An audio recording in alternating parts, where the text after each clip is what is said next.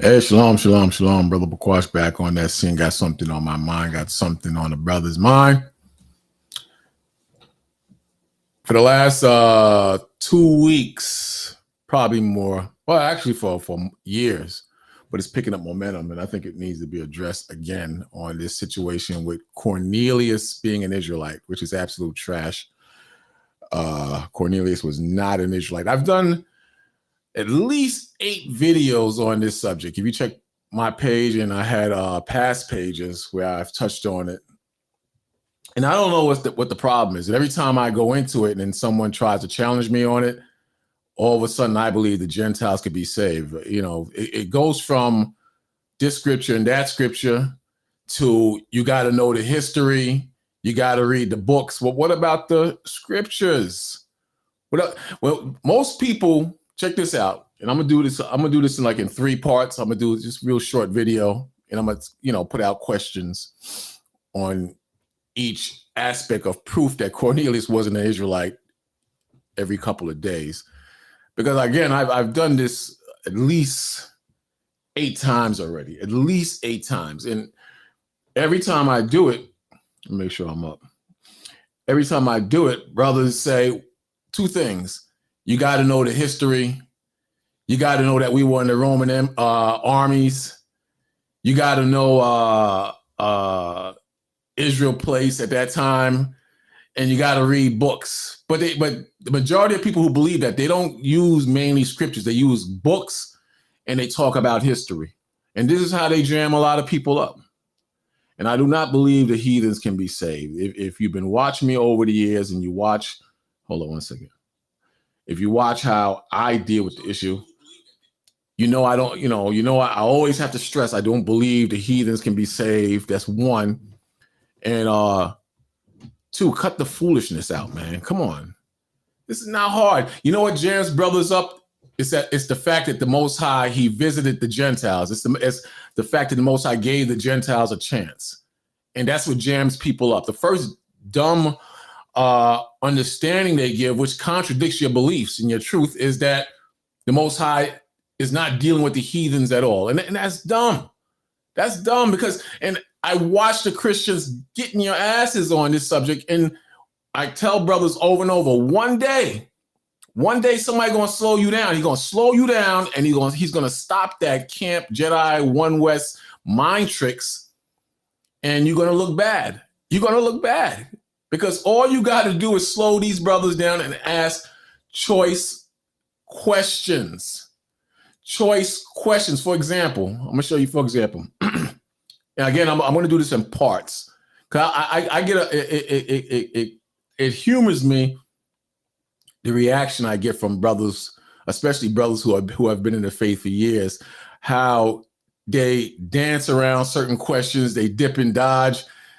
That's what is so damn funny when you check these brothers out. It's so funny, man, because they don't give you a straight answer. You got to know the history. You got to go into the books. And that's just pure garbage because you're not going to put history and books over the various scriptures that the Most High provides for us. So let me make this a little bigger. This is not going to take long. I'm going to do this in parts, man.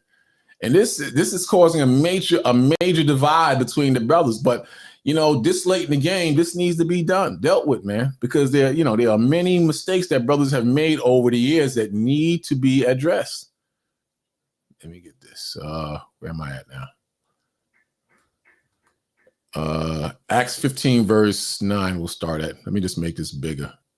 Now this is I'm jumping away from Acts 10 chapter. In the story of Acts 10 chapter, you have the story of the Most High visiting Cornelius.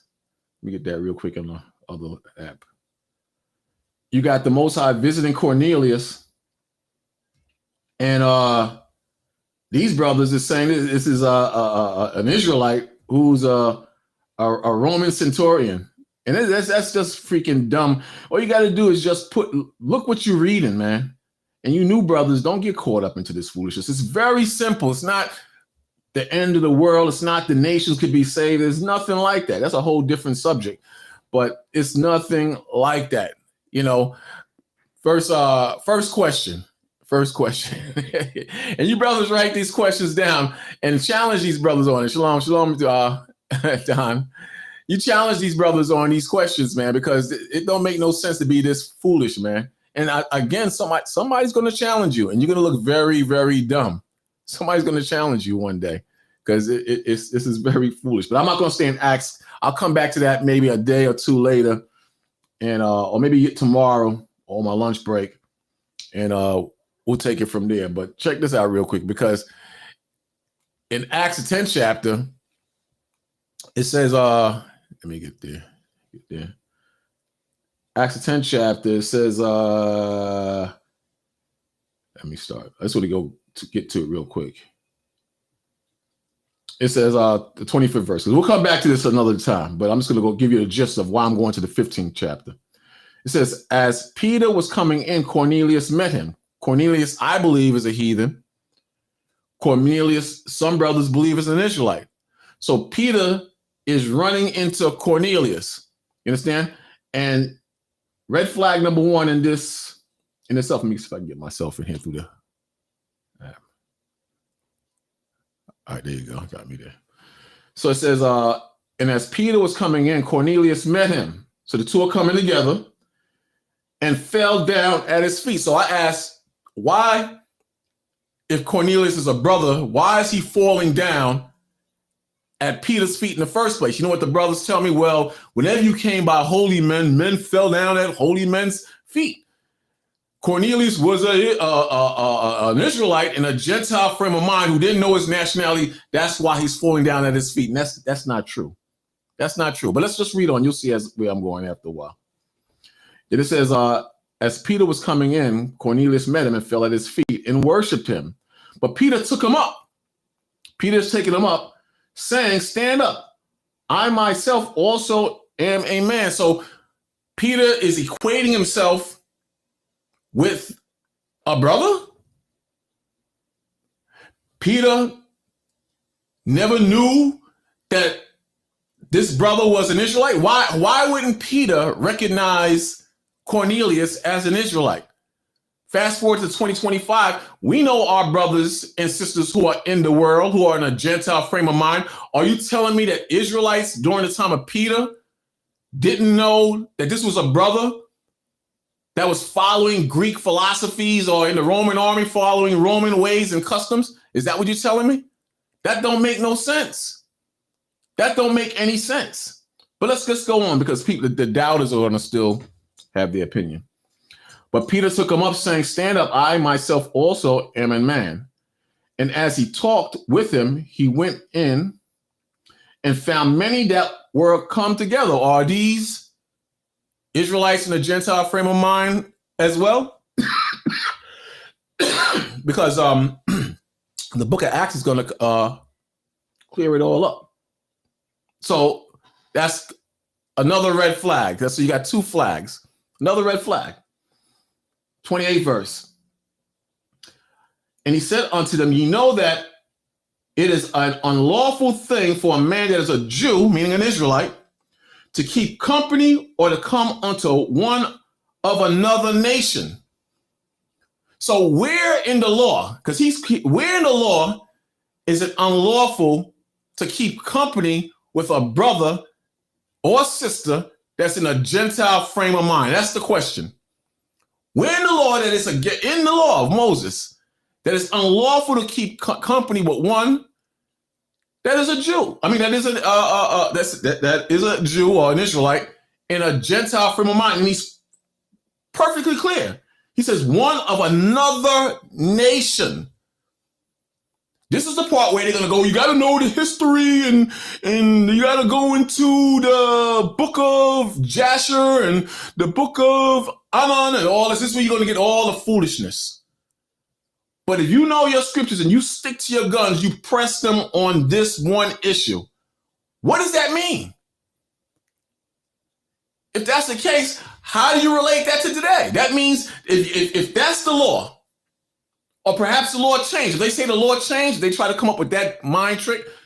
Show us in scripture where that law changed. Because if that's the law, it is unlawful for you today to keep company with a brother or sister that's in the world, that's an Israelite in a Gentile frame of mind, calling himself an African American, calling himself a Jamaican, calling himself a Haitian, who's into Catholicism maybe, who's into Islam maybe, who's into I don't believe in God, he might be an atheist. It would be unlawful for you to be around any brother or sister that's in a Gentile frame of mind. So it can't be that. It has to be someone that's a heathen that was not given our laws, statutes, and commandments. The heathen weren't given our laws, statutes, and commandments, which made them wild by nature, like it tells you in the book of Romans, which I'll deal with that another time, because those are not Israelites in a Gentile frame of mind either. That's a lie. So I'm asking questions. This is like the 8th time I've done this. And I'm trying to be respectful. In other videos, I might have been too strong, but I'm going to pose it like I'm going to put it out like I'm posing questions. So we got like about 3 red flags already. 3 red flags already we got at this point. And he said unto them, you know how that it is an unlawful thing for a man that is a Jew. So you have a man that's a Jew to hang out. In this case, it says to keep company, to hang out, to chill, to keep company, or to come unto one of another nation. Another nation. So now they're going to get a precept to try to offset this. You can't find no precept to offset this, but let them try. Let them try to offset this. All right. Then when you read on, it says, but God has showed me that I should not call any man common or unclean, meaning not to reject the Gentiles. Not to reject the Gentiles. Now, let's further prove it with the word of the Most High. Let's further prove it with the word of the Most High. Let me take me off the screen here. Take me off the screen here. And now we're gonna go fast forward to Acts the 15th chapter. Let's go there real quick. Let's go there real quick. We're going to go to Acts the 15th chapter, because what's going to happen, Peter in Acts the 15th chapter, sorry, I might have said 5th, he's going to reiterate what happened in the 10th chapter. That's what's going to happen. Let me see if this is, can I make this bigger? I think it's big enough, though. All right, let me just make sure it's big enough. Yeah, it's more than big enough. So now we're going to go to Acts the 15th chapter. And the argument in Acts the 15th chapter are, what are we going to do with these Gentiles concerning the law of Moses? That's another red flag, but we'll come to that anyway. We'll come to that in a little while. You know, it says, let me see where I'm going to start at. Oh, so they was arguing with each other in terms of the laws and what to do with the Gentiles. I'm going to get what the scholars have put up online. But it says, now therefore, why tempt ye God to put a yoke upon the neck of the disciples, which neither our fathers nor we were able to bear? But we believe that through the grace of our Lord Jesus Christ, Yahushua, we shall be saved even as they. So not only, they're saying that not only are we going to be saved, but they're going to be saved too. You understand? Well, it can't be the heathen because the heathens can't be saved. Let's go. We'll deal with that another time. Then all the multitude kept silence and gave audience to Barnabas and Paul, declaring what miracles and wonders God had wrought, meaning did among the Gentiles by them. Who are these Gentiles? Let's keep going. And after they held a peace, James answered, saying, men and brethren, hearken unto me. Check me out here. Listen to me. Simon has declared how God at first did visit the Gentiles to take out of them a people for his name. So what is he quoting? What is he talking about? Or what is he leading to? Let's read a little bit further. And to this agreed the words of the prophet as it is written. So where is this written according to the prophets? Now, you use quotes from the New Testament that refer to what was spoken in the Old Testament many of times. Many of times with the curses, with the law, with the Israelites, many of times. Doing the same thing right here. They're doing the same thing right here. But let me just show you something real quick as far as why is this meeting taking place. Let me show you real quick. Because this don't make no sense to be this slow, man. But I know what it is. It's a Gentile thing, man. I know what it is. Is that the right one? No, this one I wanted. Show this instead. So it says Acts 15, which is where we're at, likely refers to verses in the book of Acts from the Bible. Let me see if I want to get there. Okay. From the Bible, not a comparison between two distinct laws. Acts 15 describes a major council. Didn't I mention that earlier? A major council meeting in Jerusalem to decide if the Gentiles converts, you say the Israelites, to the Gentile frame of mind.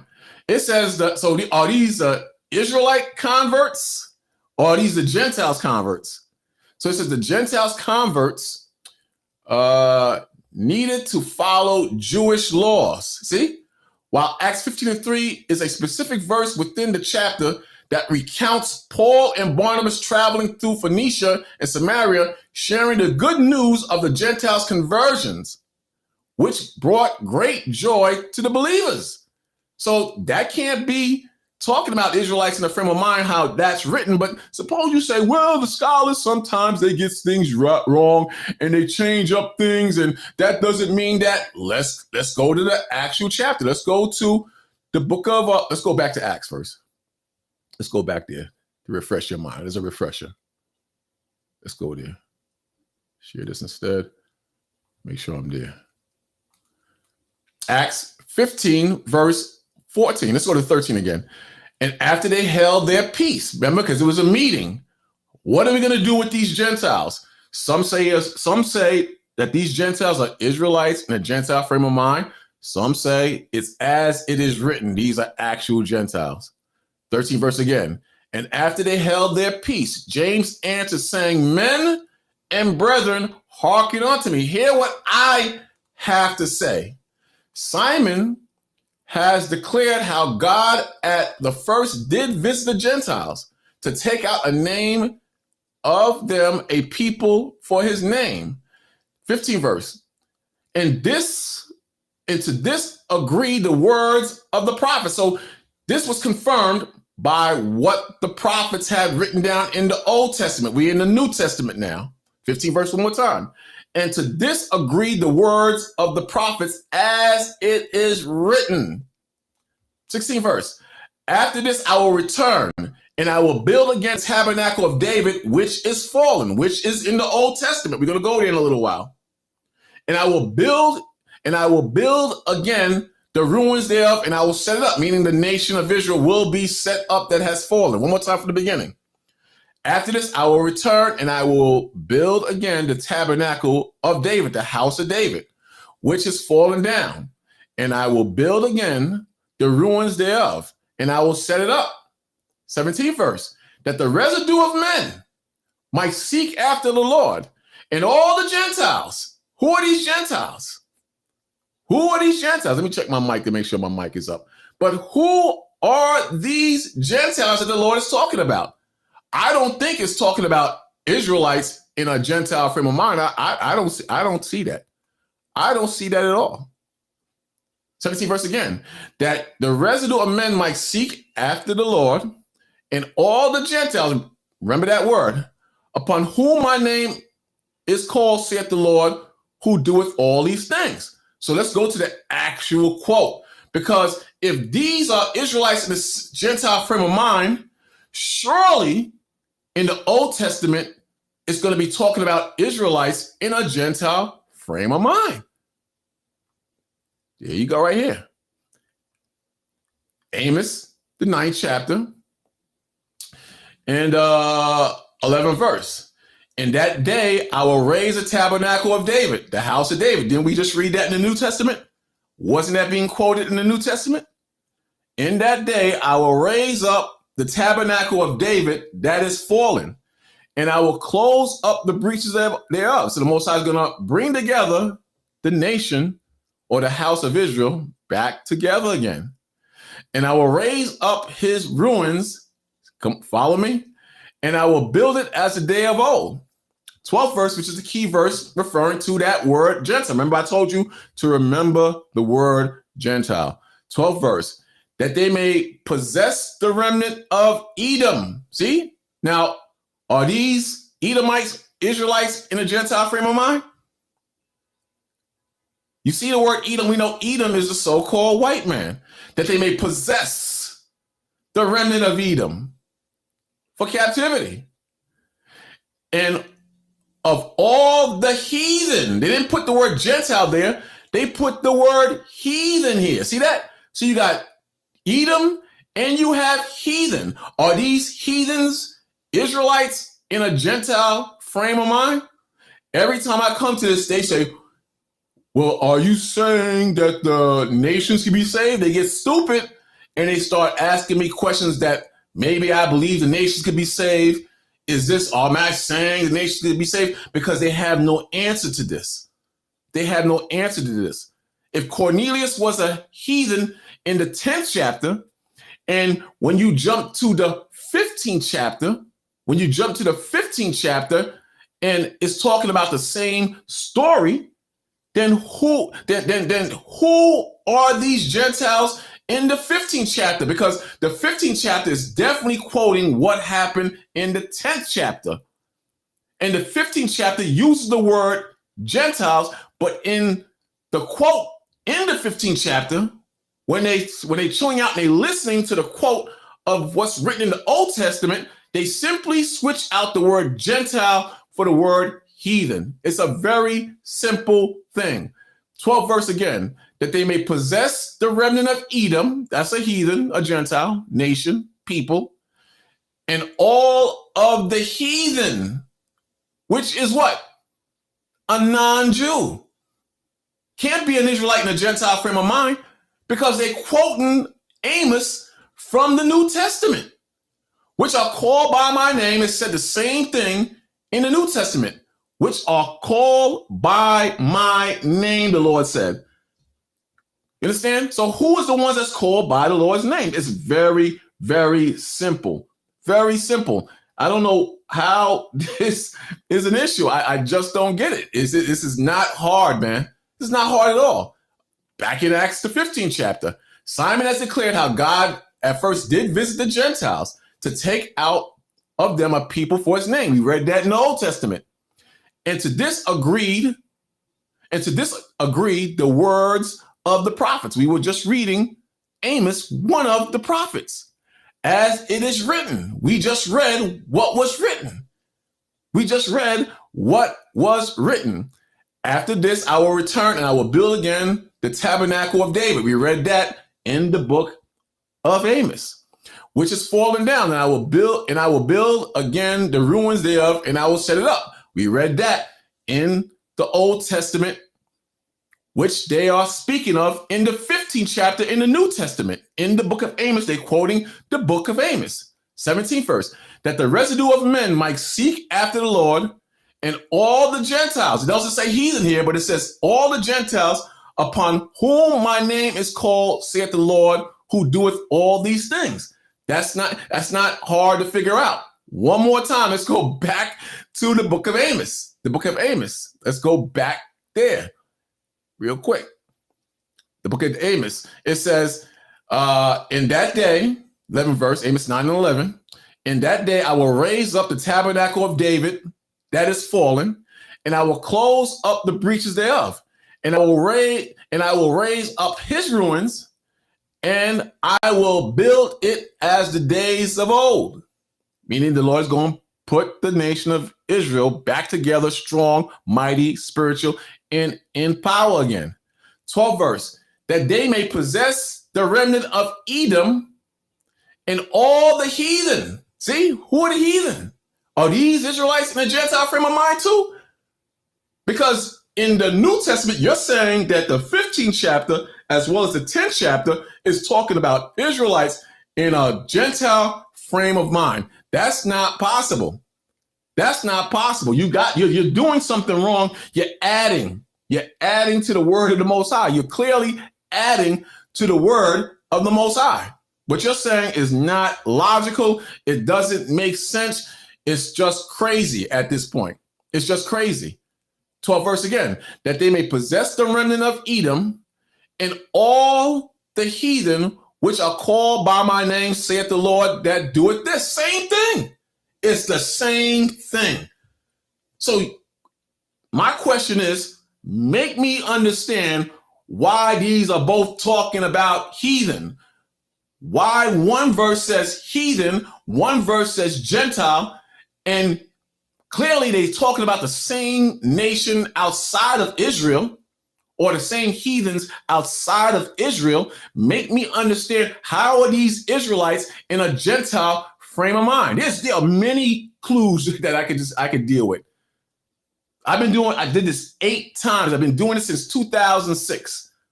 And that lie, we learned this in One West. That's a lie. We were taught in One West that Cornelius, check this out, how much these dudes lie. We were taught in Uptown in Harlem that Cornelius, the Most High gave Cornelius the records that we can get him in Americas later on through Christianity or whatever. That's a lie too. That's a lie. That's not in scripture that the Most High gave Cornelius the records so we can have them later on. That's what RER used to teach. That's a lie. That's a lie. It's a blatant lie. And there's other ones too. I've stopped this garbage since 2005, something like that. I stopped that garbage, man. That's a straight up lie. So my question is, how do you answer those questions? How do you answer those questions? Doesn't make any sense. Here's what the scholars say. It says Amos 9, 11, and 12 prophesies a future restoration of the fallen tent or house of David, which refers to the broken lineage of King David. It promises that God will rebuild it and the people of Israel will then possess the remnant of Edom. We just read that, right? Edom is a heathen, right? Edom is a heathen. It says, and all the nations called by God's name. Look at that. All the nations. He put nations here. Where's the Israelites and the Gentile from of mind there? Called by God's name. Very clear. The New Testament, look at this right here. The New Testament interpretations, such as in the book of Acts. Look at that. In the book of Acts. How do you explain this? Suggests this restoration untimely refers to the inclusion of both Jews and Gentiles in the church.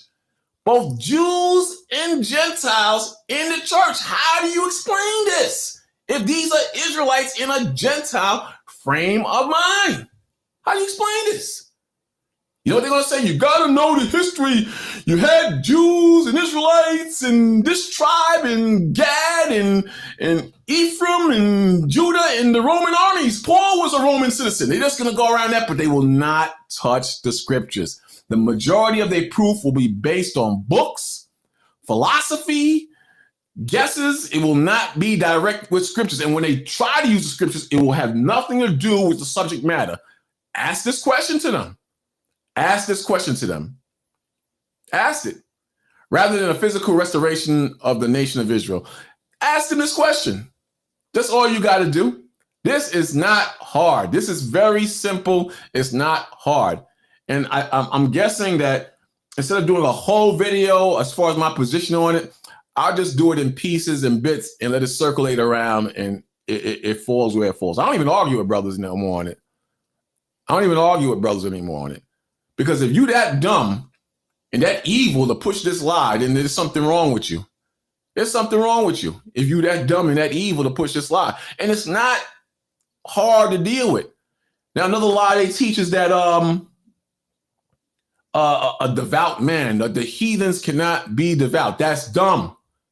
That's dumb. You have many heathens that believed in the Most High and search out the Most High. I'm gonna give you something on a simple level that you use every day in camp. I'm gonna show you something. If you're a camp teacher or you do your sit downs, I'm gonna give you something on a simple level. If the heathens can't be devout, if they can't understand the truth, then you're crazy. I'm gonna give you something on a really simple level. I'm gonna show you something real quick that we use all the time, and it conflicts and goes against this foolishness that you're teaching about. A heathen can't be devout, or a heathen can't see the Most High. It's just completely dumb on a simple level. And we deal with it all the time on the sit downs. Jeremiah, but you got it right there. I got it there already.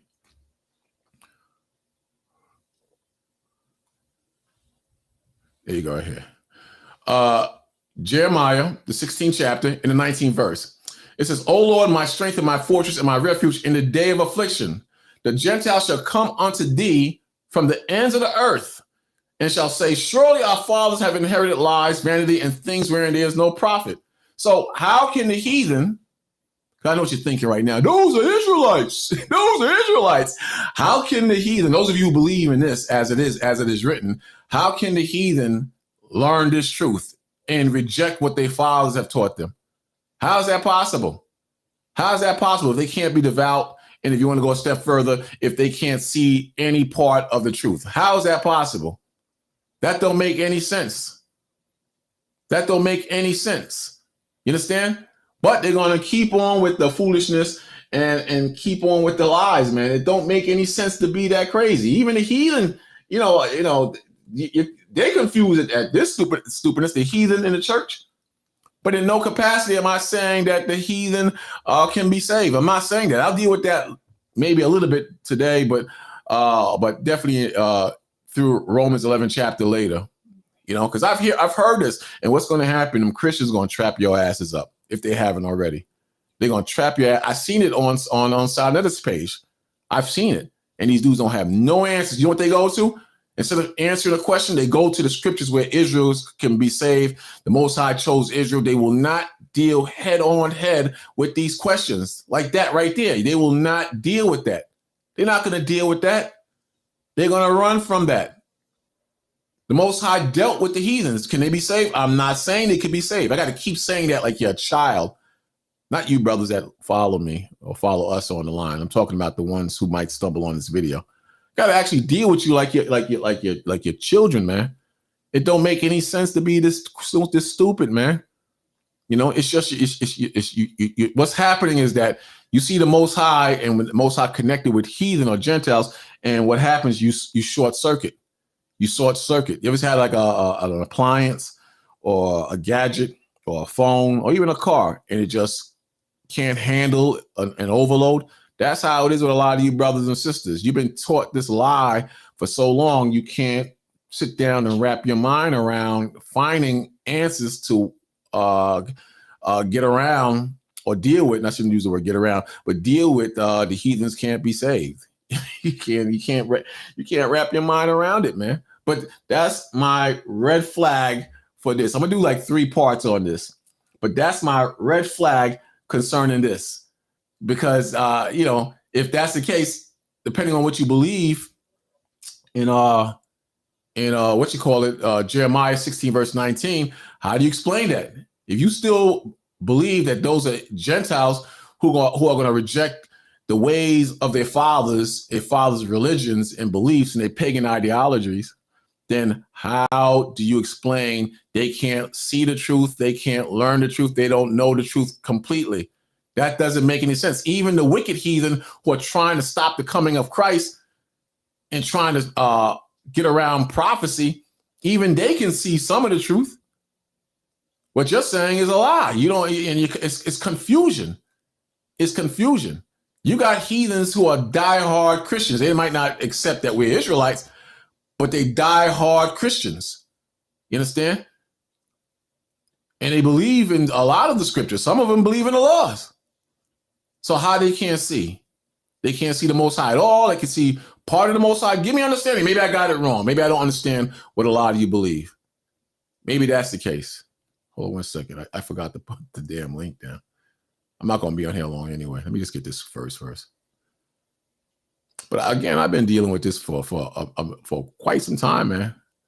For quite some time. So, you know, it's not it's no big deal to me. You know, I've had brothers come up to me with this, and I just walked away from them. Man, I ain't listening to that, man. Get out of here. I'm just telling you that Cornelius was an Israelite, man. Yeah, come on, man. Get out of here. I'm beyond that. I've outgrown a lot of the stupidness that excuse me, that's been put out there for so many years. And there's a lot of foolishness, but some things is you know, like confusion of faces. We confuse our faces with the heathen face. It doesn't mean that. It means the Most High, he just jammed us up spiritually. And we don't know what the hell we doing. We don't know up from down, left from right. The Most High put a curse on us, or the whammy. That's all that means. But we were taught that it means that we confuse our faces with the heathen's faces. That's not true. That's not true. That's not true at all. You know, but brothers don't want to let that go. Job 9:24. The earth is given into the hands of the wicked. The Most High covereth the faces of the judges thereof. Meaning the Most High, he put the whammy on them too. He cursed them. He cursed the leadership of Israel. That's what it means. Read the whole chapter. When you get a chance, read the whole chapter. It talks about the power of the Most High. That's what it's talking about, the power of the Most High. It's not talking about the Most High put the spirit on the white man to change the color and complexion of Christ. It does. It's not saying nothing like that. Then brothers going to say that it's a deep, dark saying. I don't understand it because it's a deep, dark saying. And when you read Job, the 9th chapter, this is the Most High brings the cloud. He brings the cloud. He brings the floods. He brings the lightning. He covered the faces of the judges thereof. All you got to do is just read the chapter. And when I show that to brothers, they still didn't want to accept it. They so used to using it to say that the Most High, that the devil, Esau, the white man, he covered the faces of the judges thereof. He changed the color of Christ and the prophets. Mainly Christ, they say. And I'm like, yo, you got to stop that, man. Stop these lies. Stop it. Then when you show it to them, they don't even want to hear it. They don't even want to hear it. So, you know, you got to, like make plans, man, because as we get closer and closer to the Most High bringing this thing down, a lot of you going to have to separate from these brothers that's pushing that lie. Because if you're saying the white man covered the faces of the judges thereof, you're taking away what the Most High did. The Most High said he did that. He didn't say the white man did that. I'm not saying the white man is not doing things on the earth and the Most High doesn't have it recorded in scripture. I'm simply saying that, if the Most High did it, that's like saying the Most High split the Red Sea, but you change it around and say, nah, Esau did that through the HARP program way back then. The Egyptians had a HARP program. Let's say hypothetically you went that route. You're straight up saying the Most High didn't do A, B, and C, and you're saying the heathen did it. This is what you're saying. And you're telling people this lie. It's like the whole Sabbath thing falling on any day. You're causing people to break the Sabbath. That's what you're doing. You're causing people to break the Most High Sabbath. That's what you're doing. So I'm just saying you got to be very careful as far as what you're dealing with and who you're dealing with, because a lot of things, all right, you might, the Most High might give you a pass on that till you wake the hell up. But a lot of things are straight up evil what you're doing, man. A lot of things you're completely bending the scriptures. That's what you're doing. So you need to really look into that, man. Here's another example. And I posted this on a brother's page. I'm not going to say his page. I don't want to bring no drama to him. I posted this on a brother's page the other day, man, yesterday. Because he was saying the heathens can't see the Most High. But here it says, by faith, the harlot Rahab perished not with them that believe not. Rahab was a heathen. And she's in our book as a person of faith. Why would Rahab, a heathen, be among Moses, among Joshua, among Isaiah, among Moses? I think I said him already, among great people. Why would that be? By faith, the harlot Rahab perished not with them that believe not, when she had received the spies with peace. Why is that there? Because the Most High, he worked with her, man. He worked with her.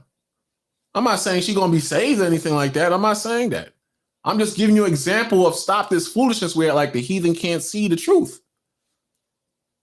And the main thing is Cornelius was not a damn Israelite. Cornelius was not an Israelite. The woman at the well was not an Israelite. Yes, you got brothers saying that. They've been saying that. Damn, that since I've heard it since 2004. Been saying that crap. So I'm just simply saying, man, snap the hell out of it. But again, I'm not going to be long. I'll do another part later. But that's just a question. That's a question. How do you explain Acts the 10th chapter, jumping to Acts the 15th chapter? Put my face up for this. Jumping to Acts the 15th chapter. In Acts the 15th chapter, quoting Acts the 10th chapter, as well as the prophets in Amos 9, verse 11 and 12. And in both cases, let's say you want to hold on to Acts 15. Acts 15 is quoting Amos verse 11, which is clearly talking about heathen. And the quote relates to the 15th chapter of Acts, so it can't be Israelites in a Gentile frame of mind. It can't be. Can't be. It makes absolutely no sense. So you understand what I'm saying? That's not hard to understand. That's not hard to understand. But I'm gonna, that's just my piece on that issue right there, because that makes absolutely no sense.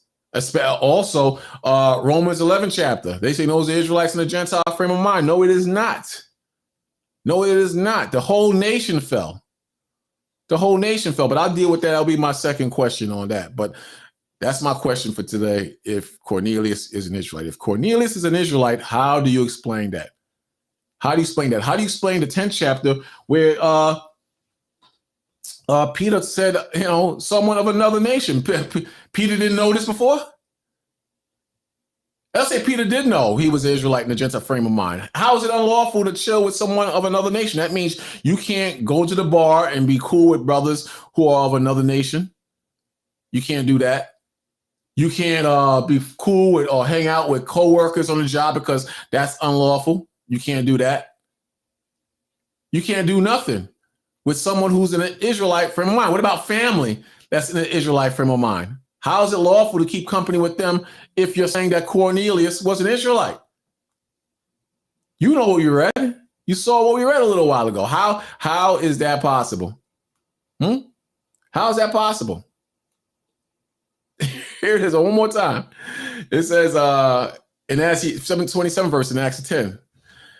And as he talked with them, he went in and found many that would come together. That's another question. Were these Israelites in the Gentile frame of mind too? Because the point of view, the POV in Acts the 15th chapter wasn't just talking about Cornelius. It was talking about a multitude of people.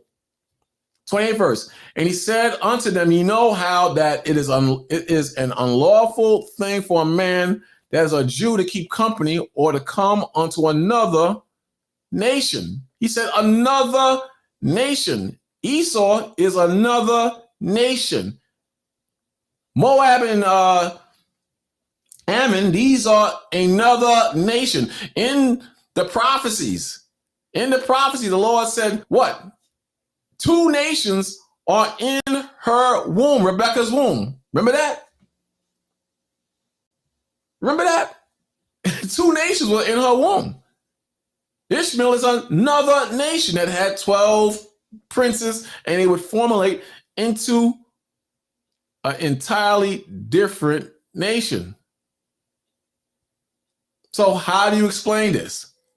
But God has showed me, so it took the Most High to show Peter not to deal with brothers and sisters in an Israelite state of mind. Is that what you're showing me? But the Most High showed me that I should not call any man common or unclean. Any man is any man. Any man is any man. So are you telling me that Peter didn't know that these were Israelites? And he stayed away from Israelites in a Gentile frame of mind? Were all Peter's cousins, brothers, uncles, were they all in the faith, or were they Israelites in a Gentile frame of mind too? We don't know. But let's say hypothetically they were Israelites in a Gentile frame of mind. Did Peter have a law where he stayed away from family members that were Israelites in a Gentile frame of mind? Do you have family members that you stay away from because you believe it's unlawful to keep company with Israelites who are another nation in a Gentile frame of mind? Doesn't make any sense. Doesn't make any sense. It's absolutely crazy at this point. It's crazy. But that's all I got for you at this point. I'll come back to you. I got many questions. I've been dealing with this since 2005, maybe 2006, whenever YouTube first got popular, maybe a little bit before it, actually. I've been dealing with it. That, the mark of the beast, the chip, the Job 9:24 thing, Israelites in the confusion of faces, all the crap that we was taught in the past. But that's my question, man. That's my question. If anybody stumble on the video, put the answer in the chat. Make a video on it, showing me it's wrong. I had one brother, he tried to debunk it. I went on his page, and he had to be quiet. I posed this breakdown to him, and he had to be quiet. There's nothing he could say, but he didn't let it go. He kept dealing with what he was dealing with, and that's Cornelius is an Israelite. But we'll see, man. We'll see. It should be very interesting, how this turns out. But to the next one, I'll catch you guys on the next one. Stay in the spirit of the Most High and enjoy the rest of your evening. Shalom, shalom, shalom.